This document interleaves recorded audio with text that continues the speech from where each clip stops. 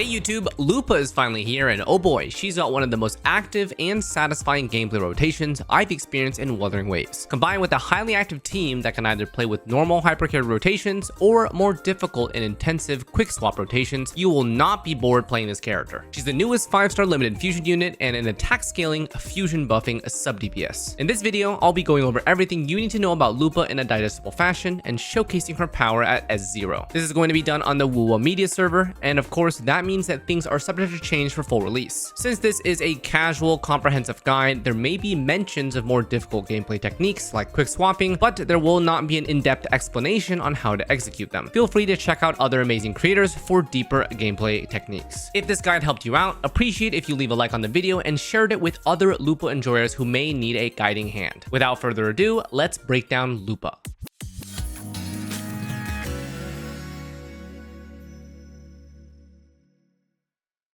First, breaking down that intro clip. This is a snippet of a full Quickswap showcase I do later in the video. As a disclaimer, I'm no expert at quickswapping, just learned a thing or two about Xlice's animations and tried to incorporate it and actually found it addictingly fun. This is also not perfect play by any means, it's just something that I'm satisfied with and wanted to show you guys so you can see just how fun it can really be. The general rotation is looping Brant into Lupa, into Xlice over and over. What I'm showing you guys here is the second rotation after a previous setup, so that you'll see Lupa's enhanced intro because her ultimate has been going on for some time now. So Brant leads with ult, then basic chain until full Forte, then drop the anchor, and then swap when I see Brant's damage connect and the character tooltips highlight to indicate my concerto is ready. Then I'll go straight into Lupa and her rotation. Enter with her enhanced intro, then echo plus ult combo, basic chain to activate that free E, plus Forte generation plus wolf generation, and then quick swap to Xlice after the second wolf is generated, quick swap back for the enhanced E, then we'll intro with Xlice. Notice that I'm not quite at full Forte, but my ult is already ready, and this team comp runs really fast, so I just commit to an ult plus heavy combo, then repeat. This rotation uses 100% of Lupa's kit, maximizing buff duration within her ult, but also capitalizing on her enhanced intro, which is the other major half of her kit. The combination of ult plus enhanced intro makes her a heavily team-dependent character. So unfortunately, for the solo enjoyers out there, she's either out of the picture for you, or you just accept losing a third of her damage with no enhanced intro, which is actually totally fine. So with the intro clip explained, let's dive into Lupa's full kit and see what she does. First,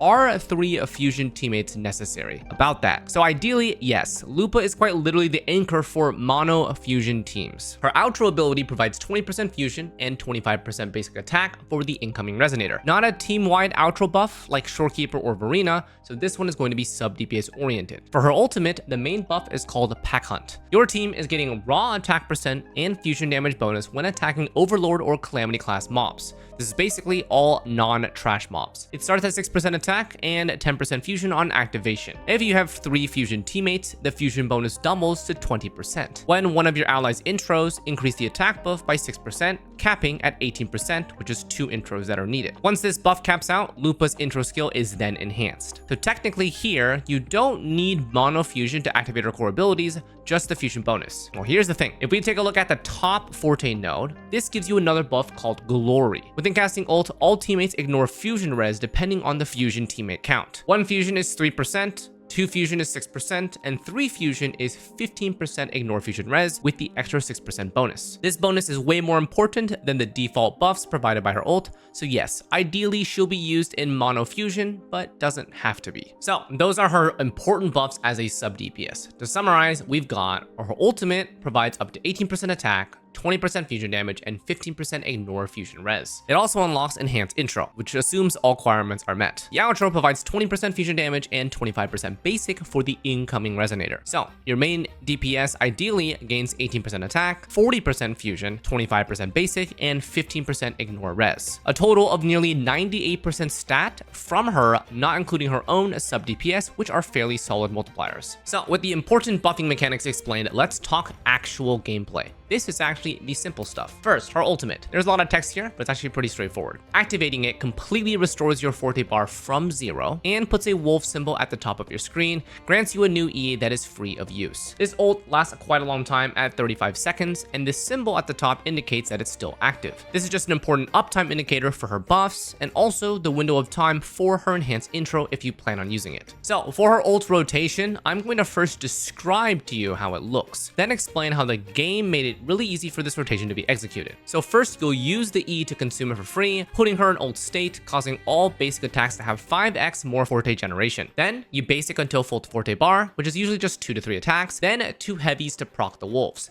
Then finally, the enhanced E to finish her rotation and swap off. Now, how the game actually plays. When you press ult, just basic attack. The basic attacks will not only use her free E, they'll also generate her Forte bar, and they will also activate both of her wolves. This is because her free E puts her in midair. So midair 1 and 2 generate the full Forte bar. Midair 3, which is called Fire Strike, activates one wolf, and then basic attacking after midair 3 connects to a heavy attack that activates another wolf. So for you, you just keep basic attacking and then press E when you have 2 wolves and GG. That's her rotation. If you do get interrupted midair with the full Forte bar though, you are going to need to hold the basic attack twice for 2 normal heavy attacks instead to generate those wolves. So for her ult, her kit essentially plays itself here, making it really easy for autopilot gameplay. If you wish to quick swap during her ult, I would recommend doing it after the second wolf, which is the heavy attack. All the attacks from her E to her Forte generation to the first wolf all have pretty short animation time and connect really easily, so swapping doesn't really benefit too much. There is a slight delay between getting the second wolf and being able to activate the final E, so that's where a quick swap may be beneficial. Of course, her final E can also be quick swapped, but be careful if you don't have enough concerto energy. If I see that I don't have enough concerto energy, I will typically let some of the animation finish before swapping so I can guarantee it. Once you activate her final E, that's your cue to swap to main DPS. As part of her kit, after any double wolfed enhanced E, she will still remain on field and deal extra damage if the next resonator uses their ult within 8 seconds. The damage this deals is not a crazy amount, but it's technically free, and as long as you properly link ult, it shouldn't be a problem. Once her own rotation is done, she still ideally wants her enhanced intro to go off. The multiplier is massively enhanced and is technically even more than her own ult damage. If you're rotating properly within 35 seconds, eventually you'll return to her for another ult rotation, and usually this is when you'll see that enhanced intro ability. Overall, it's built into her kit, and if you're rotating her team properly with or without quick swap, you should naturally be able to see it starting from her second full rotation. Also, I forgot to mention, but she herself does basically have perma 12% attack just for herself through her Forte circuit description. And that's basically the core concept of her kit. When she is out of ult and no energy, I typically just use this, the double E off cooldown, and swap to the main DPS. The first one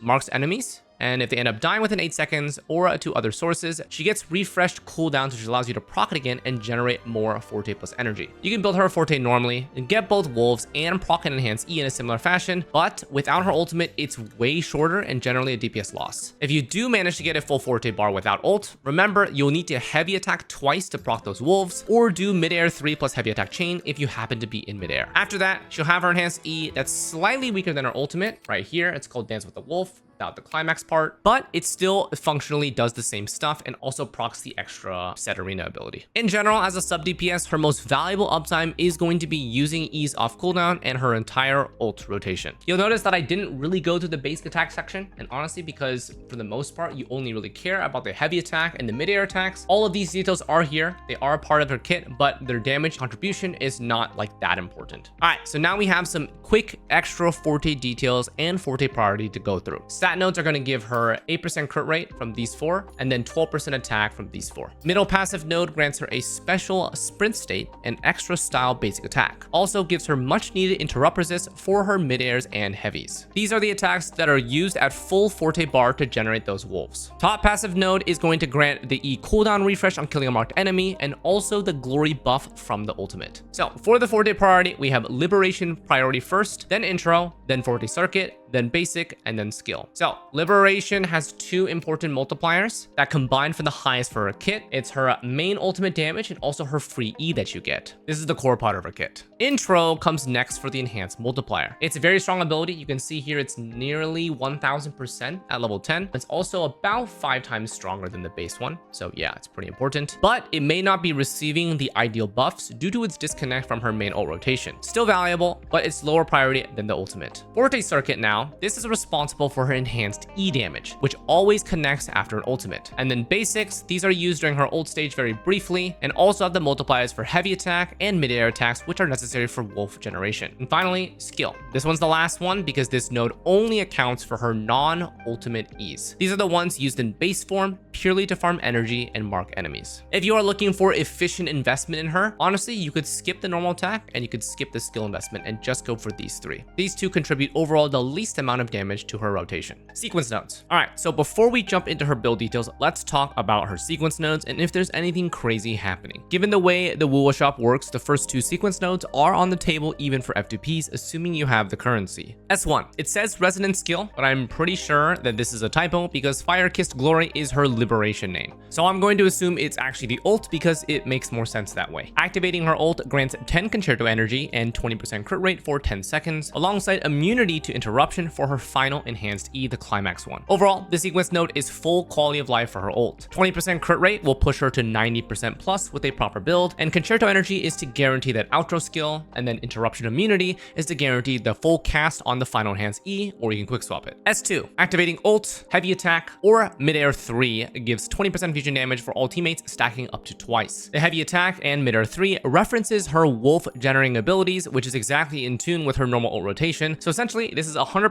uptime on 40% fusion damage team-wide buff. S3. So this is where things get spicy, and it's just out of range of S2 that you can buy from the shop, so you'll need to commit to pulling at least S1. First, her enhanced intro gets a 100% final damage increase, which basically means double damage. But more importantly, the limitations of her ult buffs are removed. No longer mono fusion is required to activate max buffs for any part of her kit, meaning 20% fusion buff and 15% ignore res are always active. What this mainly means is that you can now drop Brant in favor of Shorekeeper, or you can make Lupa a main DPS and run her with two non-fusion supports. With her double damage enhanced intro, she can become a solid on-field or quick swap main carry. This sequence node is also a big buff for solo Lupa enjoyers. Unfortunately, you still can't activate her enhanced intro if you're solo because you don't have any intro skills, but at least you'll be able to gain the full fusion buffs. Overall, I'd say the main benefits of these early sequence nodes are quality of life over massive damage increases because she is a sub DPS, quality of life on her rotation from S1, more buffs from S2, and restriction removal of her kit from S3. Now moving forward, here's where we start to get more personal damage. S4. This gives a final damage increase of 125% or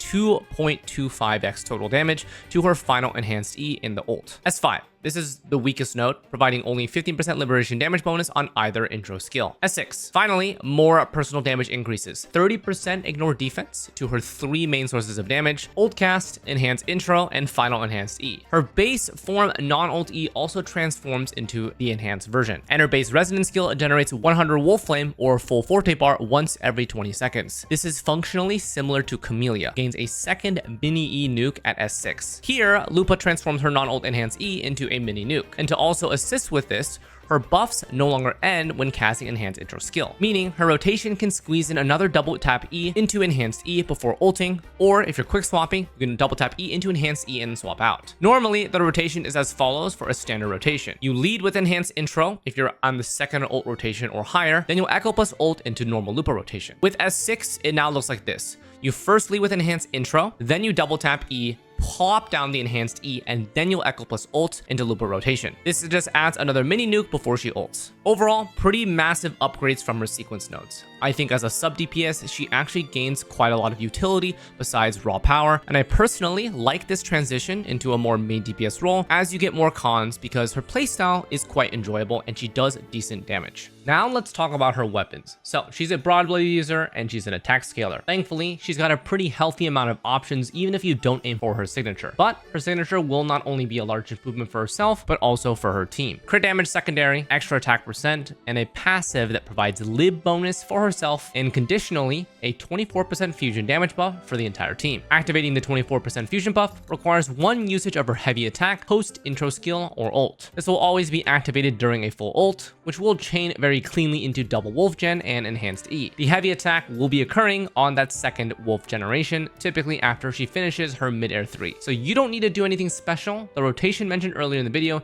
executes everything properly. All other possible weapons for her will just be standard attack stat sticks. 6. They may increase her personal damage slightly, but will not be able to replace the fusion buff that her signature provides. Therefore, the main reason to pull for her signature is to snatch that fusion damage bonus buff, and otherwise it's just quality of life. Other weapons that also work great on her include Jinxi's signature for a crit rate, all damage bonus, and skill damage bonus. We have GN's signature for crit damage, all damage bonus, and heavy attack damage bonus. We have the standard 5-star Broadblade Illustrious Razor for attack percent, energy regen, and liberation damage bonus. And finally, we have the Battle Pass 4-star Autumn Trace for crit rate and attack percent. Strength priority for those weapons is in that order. Now, let's cover her echoes. This is pretty straightforward. We are going to be running a 4-piece Flaming Claw print with a Lioness main slot. This is going to give 15% fusion damage for all resonators, and herself 20% liberation damage bonus, which is perfect for her. Her optimal build is going to be running 4-3-3, with the 4-cost main stat being the inverse of your weapon. So her signature is scaling crit damage. So crit rate main stat is necessary to breach 70% crit rate on her build. For other weapons, prioritize the main stat that is the reverse of your weapon scaling. So if your weapon is going to have crit rate secondary stat, you could consider going crit damage main stat here, but remember, higher crit rate is usually better. If your weapon is attack scaling, definitely run the crit rate main stat because you're otherwise not going to be able to hit 70% crit rate. For the 3 costs, this one's kind of a mixed bag here. I have currently attack and fusion. She can run either one, attack or damage bonus. Her buffs are fairly balanced for herself, but they do slightly lean in favor of damage bonus. She has a lot of liberation bonus and a lot of damage bonus in general. So the difference between a double attack 3 cost, mixed attack damage 3 cost, or double damage 3 cost is about 3%. And the one that comes out on top is actually attack and fusion mixed, because she has a pretty balanced amount of both. Personally, I would recommend getting at least 1 damage bonus echo, and then the other one can either run attack or damage, but I would prioritize the substats quality. For the 1 costs, run attack percent, so really nothing else to run. And then finally, for substats, first prioritize at least 30% extra recharge for a comfortable ult uptime. After that, aim for crit rate, crit damage, attack percent, and then liberation damage bonus final. Reminder that her ult uptime is way more important than anything else. It's a majority of her damage and it activates all buffs. So energy recharge is a must before you even aim for crit stats. All right, so quick stat check. This is mine currently on the media server. With the echoes that I have, I had to RNG my own here. Unlike for cart, I have basically a potpourri of various stats here. I wasn't able to hit a double crit regen for most of them, so this is what I'm running with. As you guys can see, my stats are kind of all over the place. You guys saw that I do have some double crit pieces, but my first priority was getting 130 recharge. You get like 125, you'll be fine with it, but averaging 3 subsets of recharge for about 10% each is ideal. Half of my pieces are ER plus crit rate duo, like you guys saw. I am sacrificing crit damage. You'll notice in my echo, I have only 26% crit damage because I think I am missing like 2 or 3 subsets worth. So sacrificing crit damage is necessary. You just want to ensure that she has smooth rotations. As with any character, try to aim for above 70% crit rate. You'll be at the mercy of low to high rolls for this, so yeah. After you get recharge and a decent amount of crit rate, then the extra crit damage and attack are nice to get. Liberation damage bonus, as you guys can see here, is also valuable, but remember, she has a lot of built-in damage bonus, so any of these extra attack style damage bonuses is going to be way weaker on her compared to other characters, because they're all part of the same category of damage bonus. All right, team synergies. So this section is kind of set in stone as she is the mono fusion queen. While you can use her in other comps, you'll be getting only 25 to 50% of her total buff value for the whole team, so it's quite a big loss. The only way to bypass this is if you have S3 Lupa, like we mentioned back in sequence nodes, but this can obviously be an expensive endeavor even if you are buying 2 nodes from the shop. My advice will not be catered towards those individuals since you probably already know what you're doing. So currently, our fusion units are on the more limiting side. We have Changli, Brant, Encore being the other 5 stars, and they have Mortefi and Chisha as the 4 stars. Changli, Encore, and Chisha are the obvious DPS lineups, and they are all excellent synergy with Lupa's buffs for main DPS. This really just leaves Brant for the supportive slot, which is a bit restricted to ask for. No guarantee that you guys pulled for him. So is it okay to use other supports? Of course. While 25 to 50% buff value is generally a big loss, for -1 fusion, it'll be about 50% of the buff value, because the major thing that we're losing is the ignore fusion res. If you have dedicated supports, you can still make this work though, it's fine. If you have her freed up from other comps, Shorekeeper's value from the crit rate and crit damage more than makes up for the buff value loss, and her rotation is incredibly easy to incorporate to any team. Verena is also viable, but again, her buff value is a lot lower than Shorekeeper. Those who are skilled can incorporate a sustainless double sub DPS option with more Tefi here instead of Brant, allowing Lupa and your other DPS to dual rotate. Overall, teams are pretty defined when it comes to Lupa, but if you're willing to sack some buffs or you just want to casually enjoy the game, she's a great fun inclusion to any team. Meta-wise though, I would stick to Lupa plus Brant or SK here and your main DPS. All right, so first showcase, we've got the Mono Fusion with no Quickswap. We have Xlice, Lupa, and Brant. They are all S0, R1. So in this basic setup, we're going to try to get 3 Forte stacks for Xlice and then do the full rotation because her intro will grant her the 4th. So we do a basic chain into 2 E's. We're not going to do any quick swaps. There's going to be normal stuff, and then we're going to go. All right, so leading off, we're going to first aim to get these 2 early parries. And there's the first stack. I'm going to use both of our E's now. Another parry. 3rd stack done. Switch to Brant and ult. All right, now we do basic chain. Gonna get that full Forte bar. We want that anchor down. All right, there we go. Get the anchor and plunge. 120k into Lupa, normal intro, into Echo ult. Basic chain will activate that E. It'll generate her Forte. It'll summon these wolves, and then we'll do an enhanced E. And then we hear that boom, and then Xlice. So once we hear the concerto, we go to Xlice, get the intro, get the heavy combo, into ult, and then heavy again. All right, now we're going to generate 3 stacks again, doing the same thing. Basic, E, another E combo. All right, 3 stacks, now to Brant. And there it is. Another Brant combo. All right, we're gonna have to follow this guy. This guy's gonna be dashing everywhere. Want to make sure we don't want to miss this anchor. There it is, 213k, very nice. That's her enhanced intro into her Echo and ult. So there's a combination of about 140k from Lupa. And then boom, her rotation is super fast. Gonna get both of those wolves, gonna get her E on, boom. All right, Xlice, 4th stack, heavy. I think I did a little bit early there, so I missed a little bit of damage. We still got 140k into another heavy. Then we're basicing and doing the same thing. Yeah, so pretty comfortable, by the way. You don't have to do quick swap. This is very comfortable. The damage output is very good. Everyone has pretty good recharge on this team. Xlice's the only one that like you don't really need recharge. It's not that big of a deal. But Lupa and Brant are must. Brant scales with that recharge. Lupa, I would recommend about 130%. That's what she's on right now. So enhanced intro for Lupa. They're doing the same thing. There's no difference here. Proc that free E, generate that Forte, generate the wolves. Once I use the enhanced E, I hear the intro, boom, switch to Xlice, get the 4th one, and then boom. And cinematic Xlice destruction. There it is. All right, so now we're on to the second showcase, and this time we're switching it up. We're replacing Brant with Shorekeeper. So this is double fusion. We're not getting full buffs from Lupa. We're just showing you guys how that it's honestly pretty good. This is the same type of setup, by the way. We're getting 3 stacks Xlice, and then we're gonna go switch to Shorekeeper. Shorekeeper is going to first build up her consider energy just a little bit, and then we ult right before we swap to Lupa. This to guarantee all the buffs are aligned when Xlice is doing her full rotation. So this is the same intro stuff here. We're doing this for Shorekeeper, by the way, because Brant can immediately ult into his anchor and get full concerto. Shorekeeper, we have to do a little bit of prep. All right, so there's 3 stacks. Shorekeeper, just gonna set up a little bit here. I used my Echo a little bit early. That's just muscle memory. Okay, so we're looking for 75% here and there. We get ult. And then Lupa. Lupa normal intro into Echo ult. It's very standard stuff.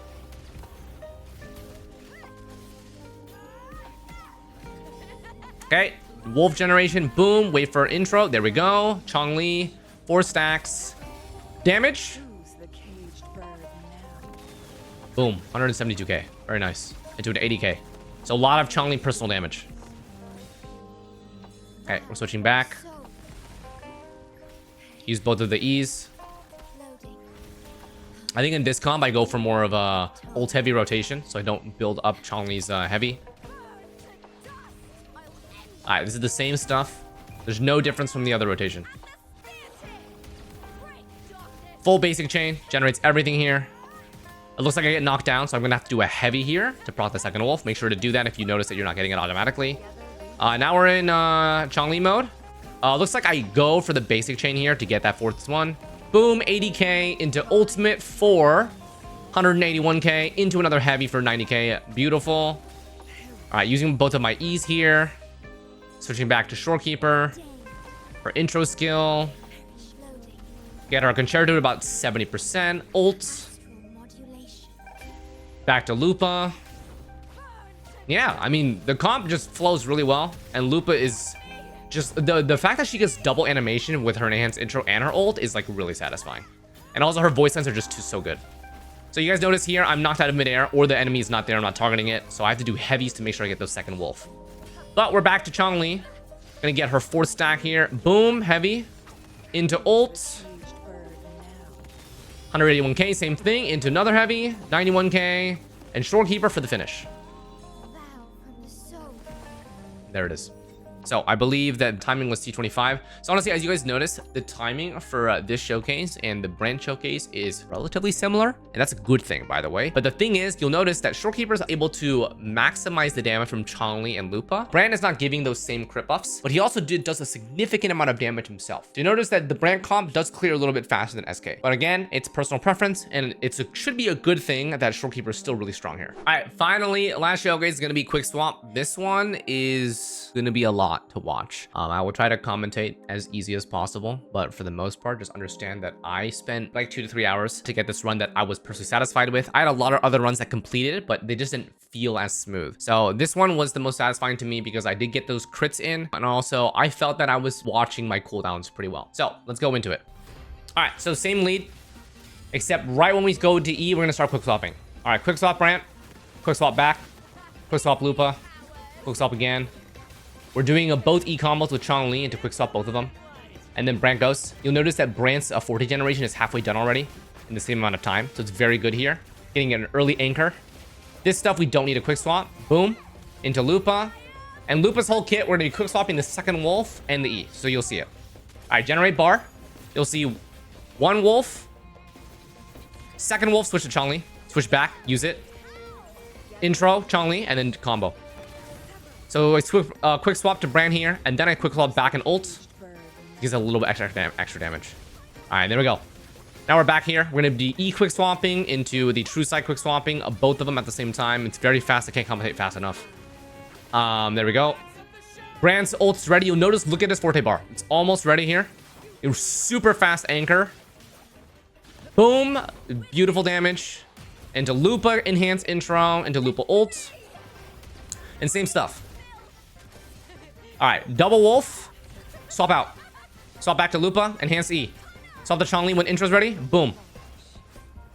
And then ults because we don't have 4 stacks.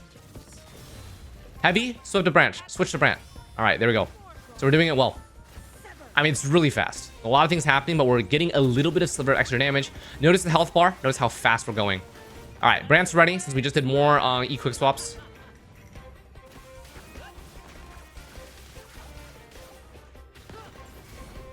And there it is. We're finishing up.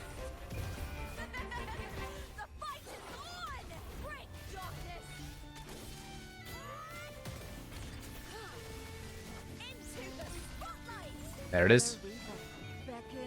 Cinematic finish. Nice. All right, so just for you guys watching the guide right now, I think the commentary is a bit much for this type of run. So we're gonna keep the commentated part in, but also I think it's good to show you guys what it looks like with just letting the gameplay speak for itself. Because I think in that case, you guys can see and pause exactly what you need to see. All right, so I'm gonna add one more copy of this run, basically with no commentary, just so you guys get to see everything that's happening without me yapping over it. Clear as the blaze.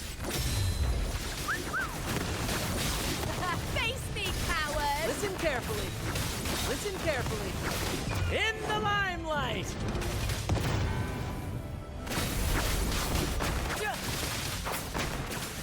Here. Triumph at the spear tip. Die, evil. Here. Together we howl. Together we vanish. Who's the caged bird now?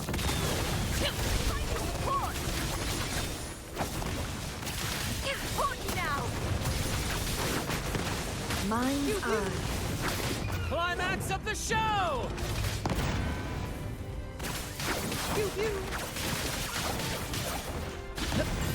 With me! With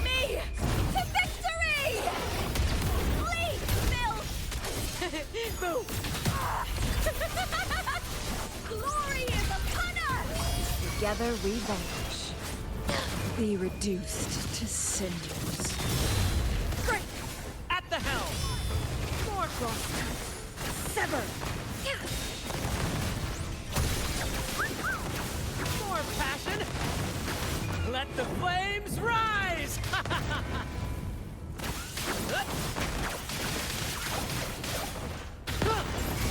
Burn to dust!